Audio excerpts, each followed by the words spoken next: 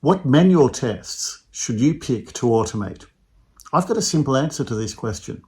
None.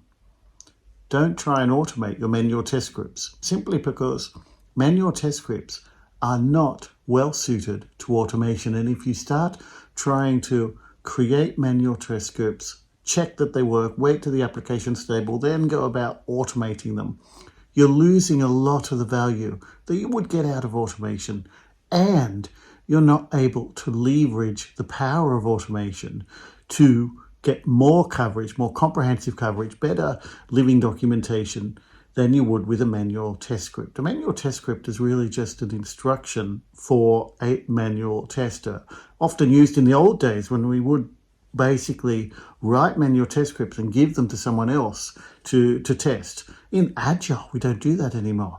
So what we try and do in an Agile context is get as much automation done within the sprint as you possibly can. And the only way you can do that is not to focus on testing manual test scripts, but to focus on producing automation that provides coverage and evidence of the features that you deliver. And what's the best way to provide evidence that the features work the way they're intended?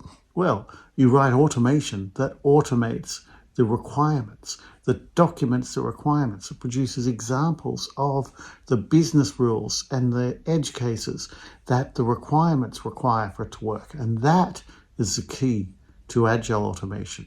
So what manual tests do you automate? None at all. Go back to square one and think about what the requirements are. And then from the requirements, you can figure out what sort of automation will work best. Thanks for listening, folks.